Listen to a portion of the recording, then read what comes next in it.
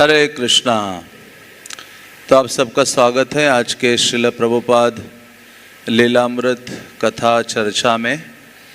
तो ये प्रभुपाद लीलामृत हम प्रत्येक रविवार को पढ़ते हैं और श्रवण करते हैं, जिसका लेखन श्रील प्रभुपाद के एक वरिष्ठ शिष्य श्रील सत्स्वरूप दास गोस्वामी महाराज ने किया था। और अध्याय 9वां है। अध्याय का शीर्षक है वृंदावन का एक निवासी। तो आपको याद होगा कि पिछले रविवार को हमने श्रवण किया था कि किस प्रकार से श्रील प्रभुपाद जी दिल्ली को छोड़कर वृंदावन आकर निवास करने लगे और निवास करने के पश्चात वो प्रतिदिन अलग अलग मंदिरों में दर्शन के लिए जाया करते थे। और विशेष रूप से वृंदावन के जो सप्त देवालय हैं उन मंदिरों में जाते थे। अधिकतर श्रील प्रभुपाद राधा रमन मंदिर और राधा दामोदर मंदिर, ये दो मंदिरों में अधिकतर जाया करते थे। तो यहाँ वर्णन किया गया था कि जो गौड़िया वैष्णव है उनके लिए ये सप्त देवालय सबसे महत्वपूर्ण है। श्रील प्रभुपाद भागवतम आदि एक तात्पर्य में लिखते हैं कि वृंदावन में तो 5000 मंदिर हैं, लेकिन हम गौड़िया वैष्णवों के लिए 7 टेम्पल्स या 7 जो मंदिर हैं वो प्रमुख हैं, जिसको सप्त देवालय कहा जाता है। क्योंकि गौड़िया वैष्णवों के जो प्राण हैं उन देवालयों में निवास करते हैं। गौड़िया वैष्णव के प्राण कौन से विग्रह हैं? कृष्णदास कविराज कहते हैं मदन मोहन, गोविंद देव और गोपीनाथ। ये गौड़िया भक्तों के 3 ठाकुर हैं और गौड़िया वैष्णवों के प्राण हैं। हाँ, ये 3 विग्रह महत्वपूर्ण हैं। और सप्त देवालय जो हमारे अलग अलग 7 आचार्यों के द्वारा प्रदत्त विग्रह हैं उनका दर्शन करना अत्यावश्यक है। श्रील प्रभुपाद कहते हैं कि कृष्ण की महिमा को कोई समझ नहीं सकता और वृंदावन धाम को भी कोई समझ नहीं सकता, क्योंकि वृंदावन धाम वो भौतिक आँखों से देखा नहीं जा सकता। उसके लिए जिस व्यक्ति के हृदय में भगवान के लिए बहुत अधिक प्रेम की भावना जागृत हो गई है और जो व्यक्ति पूर्ण रूप से काम भावना से मुक्त है, ऐसा व्यक्ति ही वृंदावन की वास्तविकता को देख सकता है। और पिछले रविवार को यह भी सुना था, प्रभुपाद कहते हैं कि वृंदावन धाम भी हमारे लिए उपासना के योग्य है। जिस प्रकार से कृष्ण हमारे लिए आराध्य है, उसी प्रकार से कृष्ण का जो धाम है वृंदावन, वो भी उतना ही पूजनीय है जितने हमारे लिए कृष्ण पूजनीय है। तो ये सारे सिद्धांत चैतन्य महाप्रभु ने हमें दिए हैं और श्रील प्रभुपाद ने उसी को ही सारे जगत के सामने रखे हैं। तो आगे हम पढ़ते हैं। जाना आना कठिन हो रहा था। वे सवेरे की गाड़ी से दिल्ली जाते और वहां रुकने का स्थान न होने के कारण उसी रात वृंदावन लौट आते। तो एक चीज है, श्रील प्रभुपाद जी वृंदावन रहे कोई रिटायरमेंट के लिए नहीं कि अभी सब कुछ हो गया वृंदावन में जाके आराम करते हैं, कोई टेंशन नहीं, उसके लिए नहीं वृंदावन आए थे। प्रभुपाद आए थे अपने आध्यात्मिक गुरु की इच्छा की पूर्ति करने के लिए। और प्रभुपाद आए, उनके पास रहने का स्थान था, एकाकी जीवन था, केशी घाट यमुना के तट पर निवास करते थे। कोई ऐसी कोई खास दिक्कत नहीं थी। लेकिन वृंदावन उन्होंने सोचा नहीं कि बस अभी वृंदावन आ गया हो तो यहाँ थोड़ा आराम से चिंता रहित जीवन यापन करता हो, वो दिल्ली जैसे नरक में मुझे वापस नहीं जाना है। कई बार हम भक्त थोड़ा अभिमानी हो जाते हैं, हम सोचते हैं कि मैं वृंदावन आके बहुत बड़ा महान भक्त हो गया हूँ। लेकिन नहीं, वृंदावन आके हमें अनुभव करना चाहिए कि यहाँ का कीट वृक्ष पता लता गव्य जो भी प्राणी हैं वो करोड़ों गुना हमसे अत्यधिक भाग्यशाली हैं, महत्वपूर्ण हैं। मैं तो एक क्षुद्र नाली का कीड़ा हूँ, किसी भौतिक भोग की भावना हाँ मेरे हृदय में है, वृंदावन में आकर मैं निवास कर रहा हूँ, फिर भी भोग की भावना नहीं गई है। और यहाँ हम थोड़ा आराम से रहने के लिए आते हैं, लेकिन श्रील प्रभुपाद नहीं।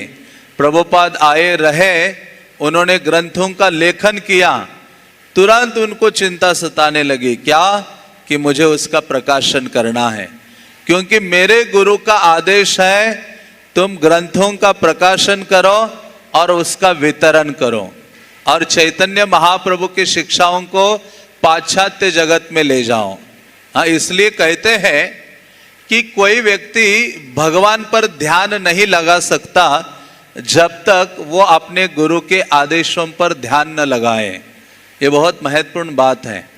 हाँ, मतलब मेडिटेशन, हम कहते हैं ना भगवान का ध्यान करते हैं, उस जीव को तब तक भगवान का ध्यान नहीं हो सकता जब तक वो भक्त अपने आध्यात्मिक गुरु के आदेशों पर पूर्ण रूपेण ध्यान मग्न नहीं हो जाता। वो ये रहस्य है भक्तिमय जीवन का। तो श्रील प्रभुपाद के कई दिनों से हम चर्चा पढ़ रहे हैं, तो उनके जीवन में यही देखा जाता है कि अपने सुख उपभोग पर उनका ज्यादा ध्यान नहीं था, किसी अन्य चीजों पर नहीं था। वो ध्यान मग्न रहते थे केवल गुरु के आदेशों के ऊपर, और वही भगवत भक्ति में आगे बढ़ने का ये है, क्या कहेंगे, सुयोग है या लाभ है। तो यहाँ कहते हैं कि श्रील प्रभुपाद जी दिल्ली जाया करते थे, लेकिन कठिन थे उन दिनों दिल्ली जाना वापस आना, और ऐसी स्थिति थी कि दिल्ली में जाए तो रहे कहाँ, किसके पास जाए, किसको कहे कि आप मुझे निवास प्रदान करो। प्रभुपाद जाते थे प्रिंटिंग प्रेस में, वहाँ लाल किले के पास अपने ग्रंथ छपाई के लिए देते थे, बैक टू गॉडहेड पत्रिका, और फिर रहने का स्थान नहीं था, उसी दिन वापस वृंदावन आ जाते थे। मतलब इतना कष्ट प्रभुपाद ने उठाया है, इससे उन्हें दिल्ली में अधिक समय नहीं मिल पाता था और ये खर्चीला भी था। तो दिल्ली में रहना उनका आवश्यक था कि उनका जो पत्रिका है उसकी छपाई हो, वो उसको देख सके, लेकिन वो सब महंगा खर्चीला कार्य था, एक दिन में जाना वापस आना। पहले वे श्रीमान गुप्त के साथ ठहरते थे, जो विशुद्ध हृदय वाले सज्जन थे, गीता का नियमित पाठ करते थे और साधुओं को ठहरने के लिए स्थान देते थे। तो प्रभुपाद जी पहले एक ऐसे व्यक्ति के साथ रहे थे। आज भी कई ऐसे भक्त लोग हैं या ऐसे बाहर ऐसे लोग हैं जो धार्मिक प्रवृत्ति के हैं और उनके अंदर साधुओं की, वैष्णवों की सेवा करने का भाव है।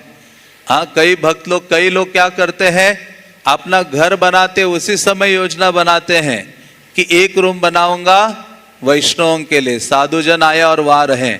मुझे याद है हम जयपुर जाते थे 15 साल पहले, तो वहाँ एक भक्तों के यहाँ जाते थे, तो उन्होंने अपना जो घर है उसके साथ ही एक ऐसा रूम बना के रखा था।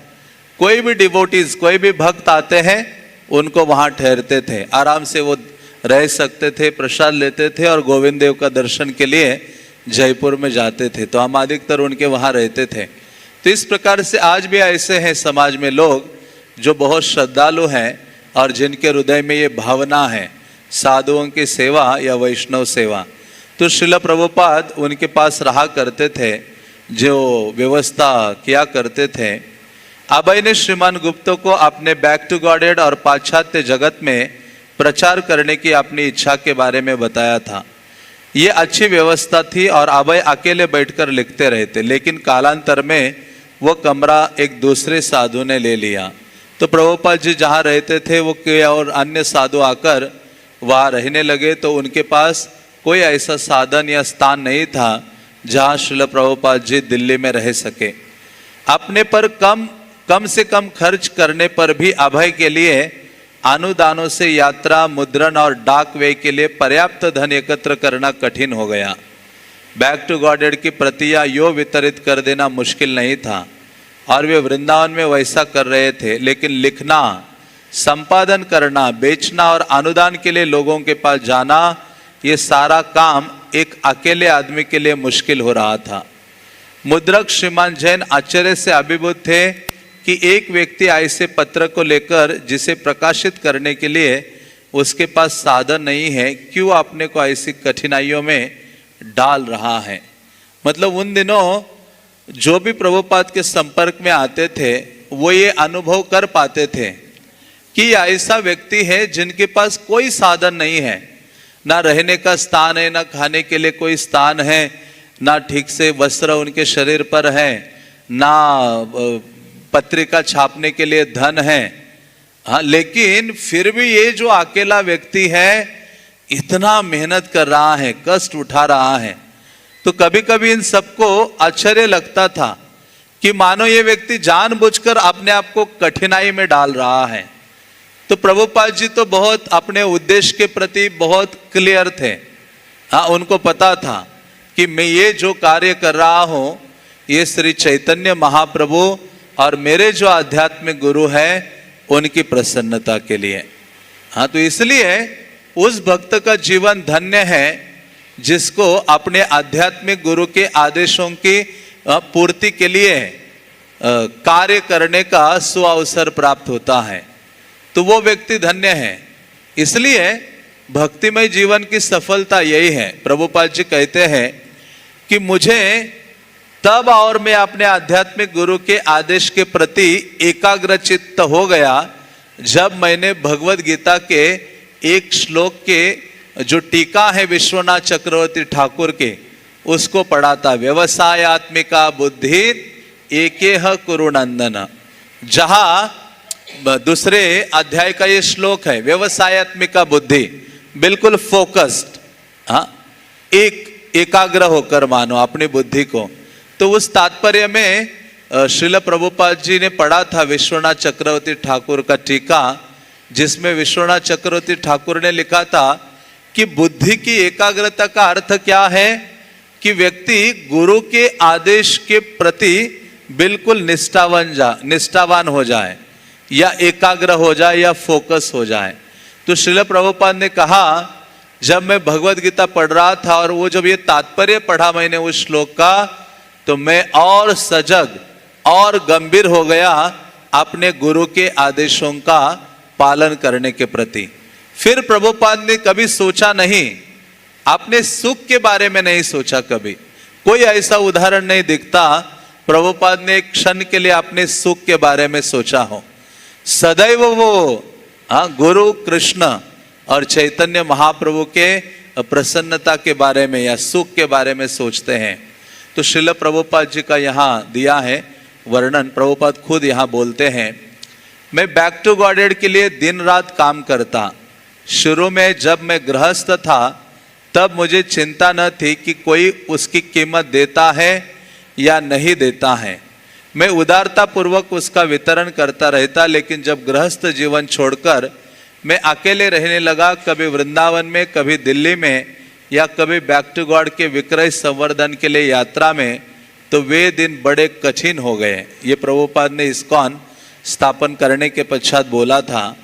प्रभुपाद ने कहा, तो वो तो सरलता ग्रस्त जीवन में, मेरे पास धन आता था, मैं बिजनेस करता था, छपाई करता था और उदारता पूर्वक लोगों को वो पत्रिका बांट देता था, कोई पैसे दे या ना दे। लेकिन अभी मैं अकेला हूं और मेरे पास धन नहीं है, कोई साधन नहीं है, तो बहुत संघर्ष अनुभव होता है और ये बहुत कठिनाई के दिन प्रभुपाद कहते हैं मेरे बीते हैं जब मैं वृंदावन आदि में रहता था।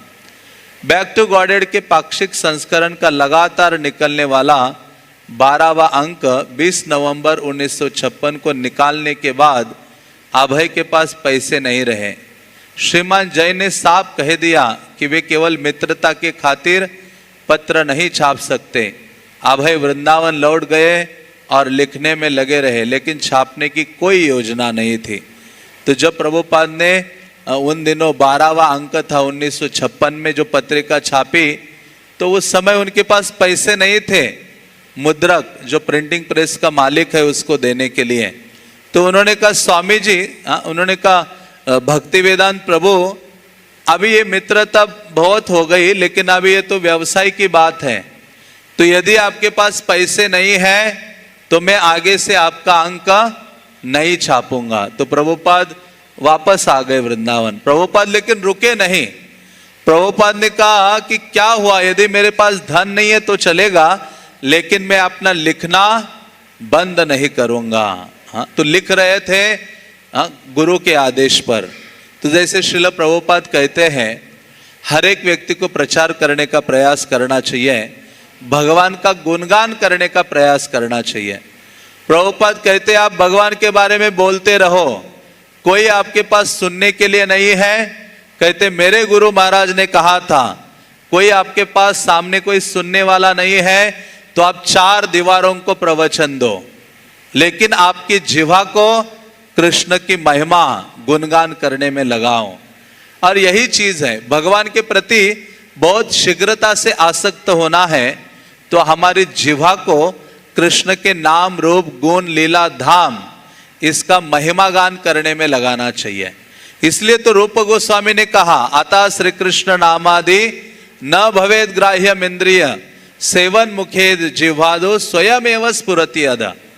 रूप गोस्वामी बहुत सरलता से समझाते हैं कि अतः श्री कृष्ण नामादि न भवेद ग्राह्यम इंद्रिय, ये जो पंच इंद्रियां हैं उनके द्वारा भगवान के नाम रूप गुण लीला धाम को कभी भी समझा नहीं जा सकता या उसका आकलन नहीं किया जा सकता। लेकिन वो कहते हैं एक सेवा करोगे तो आप भगवान के नाम रूप गुण लीला धाम को सरलता से समझ सकते हो।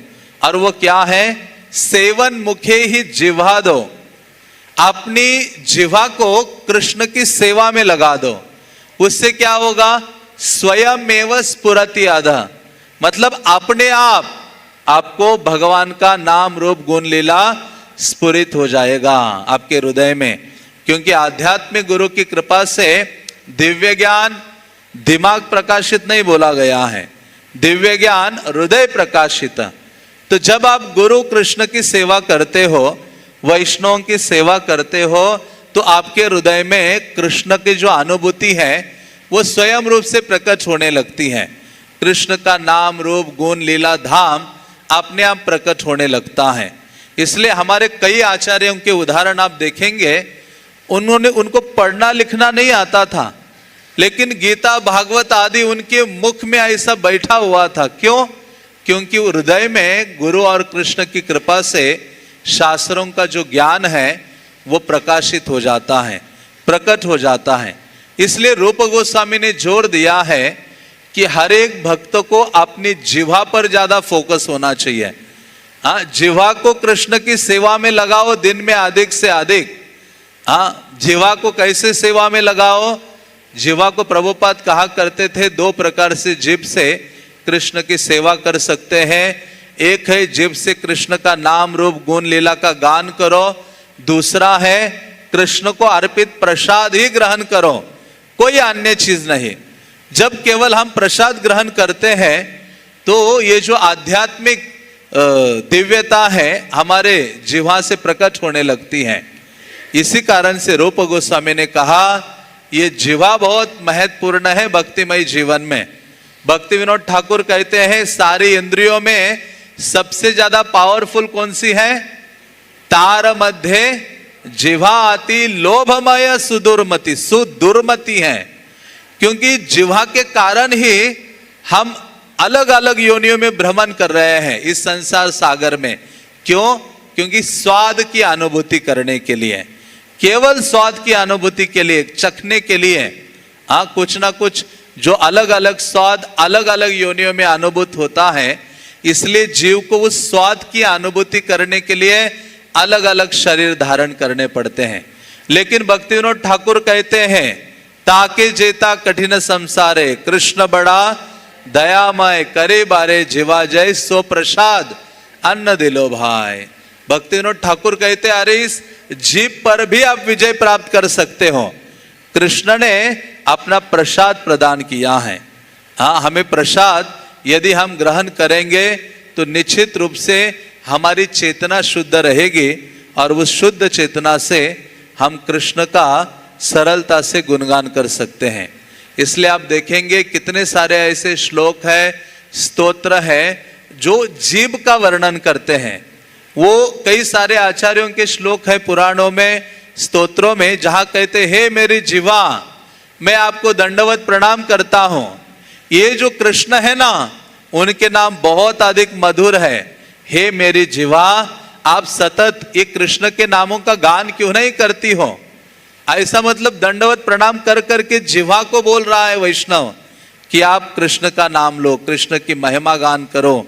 हाँ, तो इस प्रकार से जीवा का बहुत महत्वपूर्ण रोल है। इसलिए प्रभुपाद कहते हैं मैं अमेरिका गया, सबकी जिह्वा पर मैंने कंट्रोल कराया, जिसके कारण लोग शुद्ध हो गए और भक्त बने। प्रभुपाद कहते मैंने ये आंदोलन खड़ा किया है, इस जिह्वा को कृष्ण की सेवा में लगाया लोगों के। कैसे किया? एक तो गार्डन में जाकर नाम कीर्तन करता था, जिससे लोग मेरे पीछे दोहराने लगते थे कृष्ण कृष्ण। और दूसरा, मैंने ये संडे लव फीस्ट शुरू किया था। हफ्ते में 3 दिन प्रभुपाद वहां न्यूयॉर्क का जो पहला मंदिर था उसमें प्रवचन लेते थे, सोमवार को, बुधवार को और शुक्रवार को। 3 दिन प्रभुपाद प्रवचन करते थे। और जो लड़के लड़कियां आते थे उससे पहले 2 घंटे पहले प्रभुपाद जी कुकिंग करते थे उनके लिए। कुकिंग ऐसा नहीं कि खिचड़ी दे दिया द्रोणा भर के और चले जाओ, नहीं। प्रभुपाद जी उनके लिए राइस दाल 2-3 सब्जियां, चटनी, स्वीट, हाँ इतना कुछ बनाते थे ठीक रूप से। और जो भी आते थे वो लड़के लड़कियां नए, उनको भगवत गीता से संदेश सुनाते थे, कीर्तन करते थे। और फिर उनको कहते थे आपको जितना प्रसाद पाना है पालो। और खुद प्रभुपाद जी अपने हाथों से उनको बांटते थे। और वो सारे हिप्पी लोग थे, वो पाते थे और निकल जाते थे। लेकिन वो जाने के बाद सारे जो बर्तन थे, उनकी प्लेटें थे, कुकिंग का जो भी सामान है, सारा प्रभुपाद जी अकेले सफाई करते थे, किचन साफ करते थे, फिर से तैयारी करते थे, अगले 1 दिन के बाद फिर से प्रोग्राम करते थे। हाँ, तो प्रभुपाद कहते इस प्रकार से उनको, जिनकी जीभ को कृष्ण की सेवा में लगाया है। और प्रभुपाद ने और एक कैसे किया था, जब प्रवचन देते थे तो वो जो अमेरिकन लड़के लड़कियां थे, तो प्रभुपाद का इंग्लिश बंगाली ये था, एक्सेंट था, तो कई बार समझ में आता था, नहीं आता था, तो कुछ लड़के लड़कियां उठकर निकल जाने लगते थे। तो प्रभुपाद ने एक दिन पूरा गुलाब जामुन ऐसे बना के रखा और दरवाजे के पास एक छोटा सा टेबल के ऊपर एक ऐसा जार बर्तन रखा जिसमें गुलाब जामुन रखे, हाँ उसका लिक्विड रस के साथ। और प्रभुपाद ने कहा जिसको भी अभी उठ के जाना है जा सकता है, बस जाने से पहले वहां जो प्रसाद है अपने हाथ से जितने चाहिए ले लो, खा लो और फिर निकल जाओ। तो ये कोई ना कोई उठ जाता था प्रवचन के बीच में से, जाते जाते वो देखता था दरवाजे के पास एक जार या बर्तन रखा है, उसमें से गुलाब जामुन लेता था, मुंह में डालता था। अमेरिकन को पता नहीं ये क्या औषधि है, वो डाल देते थे मुंह में, जैसे एक कदम बाहर डालते थे यहां ट्यूबलाइट जलती थी ऐसे प्रकाश, तुरंत कदम वापस आ जाता था। आके प्रभुपाद जी के सामने बैठ जाते थे प्रवचन सुनने के लिए। तो अधिकतर भक्तों का अनुभव था। फिर प्रभुपाद ने देखा ये तो बहुत अच्छा काम कर रहा है, मतलब ये ऐसी गोली है जो सीधा हृदय में जा रही है और यहां जाकर शुद्ध होकर माया के संसार में जाना नहीं चाहता कोई। हाँ, प्रभुपाद कहते जहां मेरा मंदिर है वो क्या है, वैकुंठ है। वैकुंठ से बाहर कोई कदम रखने के लिए तैयार नहीं था, तुरंत वापस आकर प्रभुपाद के चरणों में बैठते थे। तो प्रभुपाद ने उस गुलाब जामुन को नाम दिया इस्कॉन बुलेट्स। प्रभुपाद ने कहा ये इस्कॉन की बुलेट्स हैं, हाँ जिसने भी एक बार खा लिए वो कृष्ण का हो गया है। तो इसलिए शुरुआत के दिनों में, आगे ये सब बहुत सारी कथाएं आएंगी जिसमें वर्णन आता है कि प्रभुपाद ने इस आंदोलन की शुरुआत की कैसे। रूप गोस्वामी का ये जो श्लोक है, हाँ अतः श्री कृष्ण नामादि न भवेद ग्राह्यम इंद्रिय सेवन मुखे ही जिह्वा दो। आदो मीन्स प्रथम,